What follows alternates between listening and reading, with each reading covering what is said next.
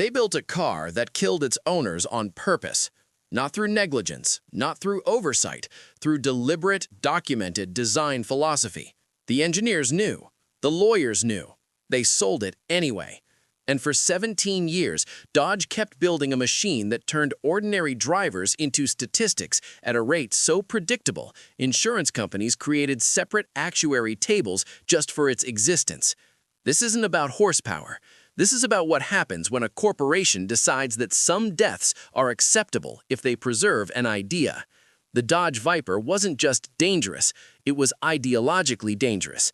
And the moment you understand why they built it that way, you'll realize the most disturbing part isn't how many people it killed, it's how many wanted to die that way. The meeting happened in 1988. Chrysler was hemorrhaging money. The brand that once defined American muscle had become synonymous with boring sedans and minivans for suburban families. They needed something visceral, something that reminded people what Detroit used to mean. Bob Lutz, Chrysler's president, sketched it on a napkin. A concept so primitive it belonged in the 1960s. Massive engine, minimal chassis, maximum violence.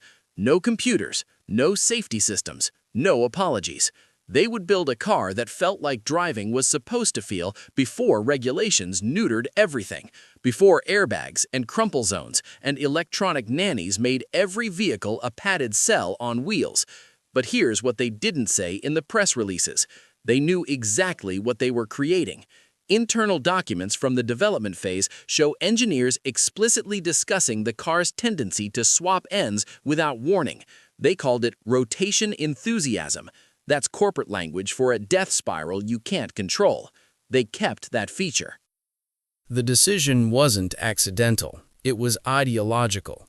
Chrysler genuinely believed, that a certain type of driver would pay premium money for a car that could kill them, and they were right.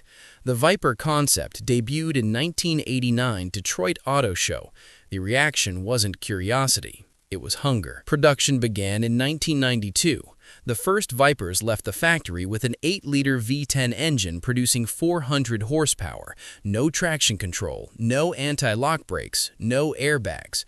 The side exhaust pipes ran exposed along the door sills, hot enough to melt synthetic clothing against your leg. The door handles were internal release cables, like a kit car. The soft top leaked. The interior baked occupants in 120 degrees heat because Dodge refused to install air conditioning. None of this was cost-cutting. The Viper cost $50,000 in 1992, roughly $110,000 today. They could have added comfort. They chose suffering, because suffering meant authenticity, and authenticity meant the car wasn't for everyone. That selectivity was the point.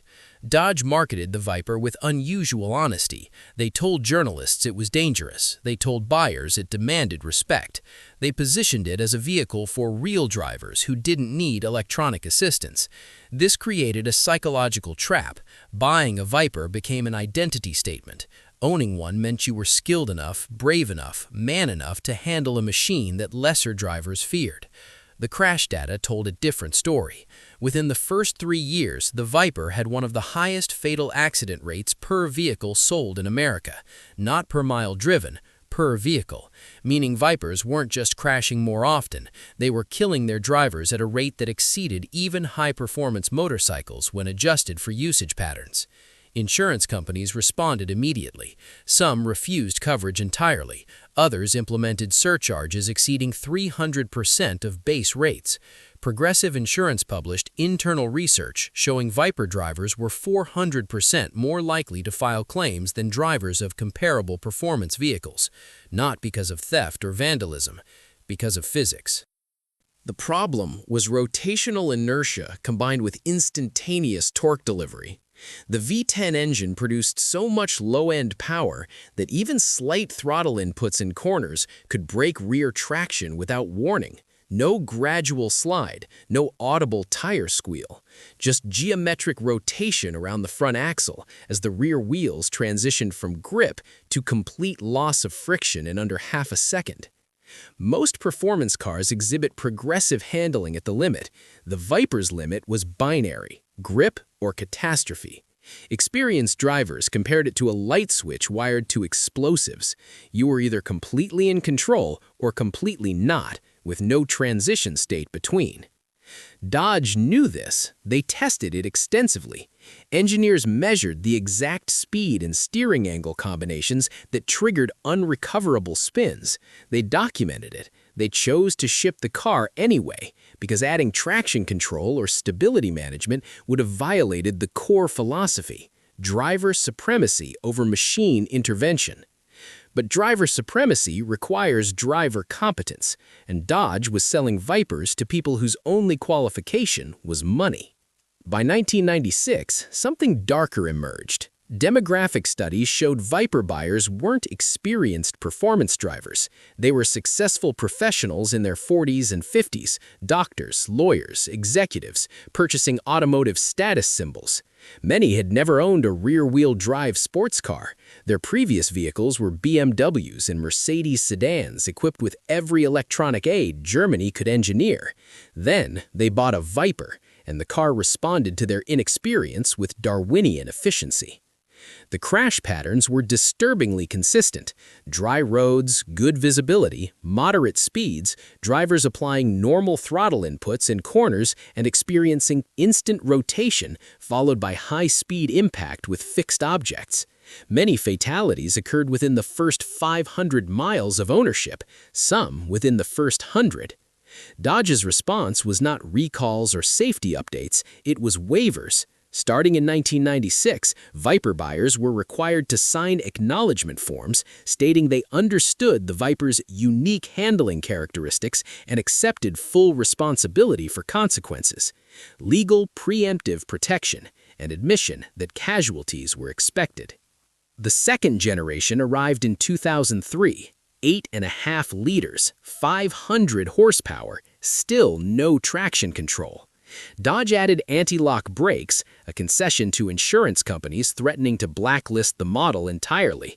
But stability control, electronic intervention of any kind beyond ABS? Absolutely not.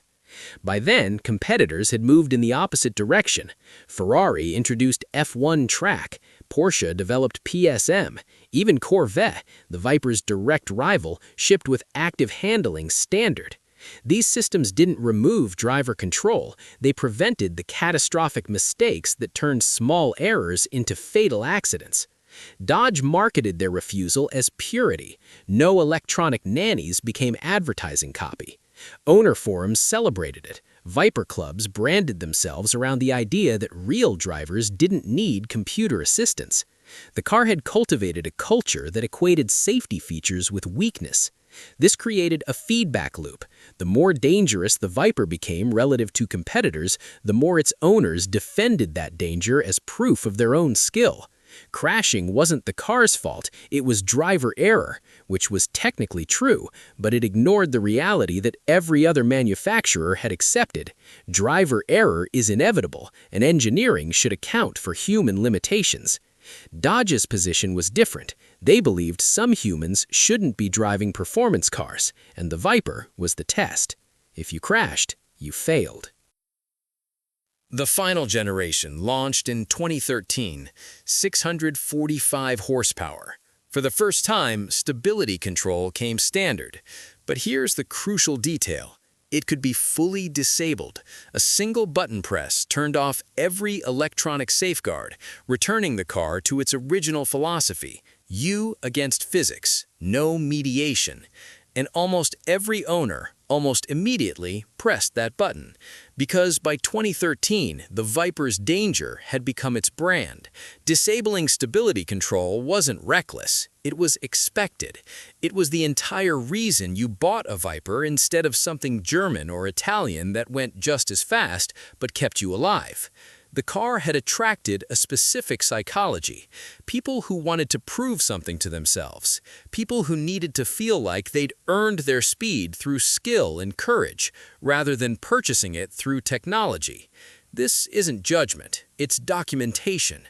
Human beings have always been drawn to things that might destroy them if handled improperly. Motorcycles, free climbing, base jumping. The Viper simply applied that dynamic to a vehicle you could finance. What made it disturbing was the commercial scale. Dodge wasn't a boutique manufacturer selling 20 cars per year to wealthy eccentrics. They were a major corporation marketing voluntary danger to thousands of buyers, fully aware of the statistical outcomes. Production ended in 2017. Not because of regulations, though those were tightening. Not because the car couldn't meet modern standards. It could have, with modifications. They stopped building it because the cultural moment had passed. The appetite for unmediated mechanical violence had been replaced by something more refined. Cars just as fast, but intelligent enough to save you from yourself. The Viper belonged to an era that believed masculinity meant rejecting help, that real skill meant working without a net, that the only meaningful victory was one where failure meant consequences. That era ended. The cars didn't.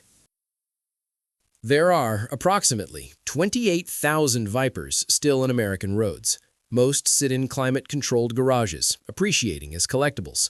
Some get driven on weekends on empty back roads by owners who've learned respect through proximity to disaster. A few are still crashing. The fatality rate has dropped significantly since production ended, not because the cars became safer, but because the remaining owners fall into two categories: those skilled enough to handle them and those scared enough not to try. The middle group, the overconfident beginners, have largely been filtered out through attrition. Natural selection applied to automobiles. Dodge will never build another Viper, not because they couldn't engineer one that meets modern safety standards while retaining the visceral character. They could, but they won't, because the car's entire identity was opposition to safety standards.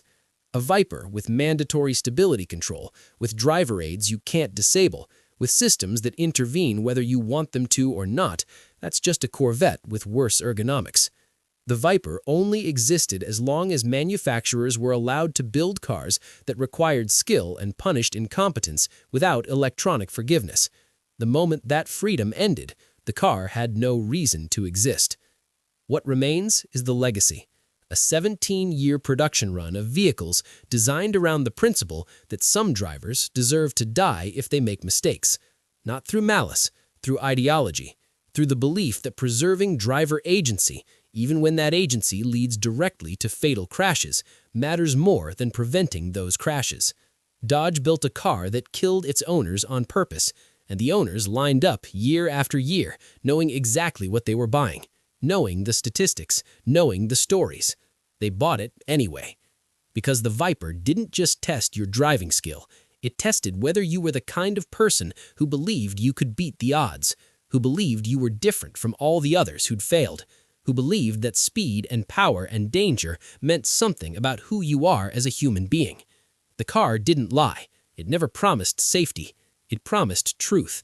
And the truth is, most people aren't as good as they think they are.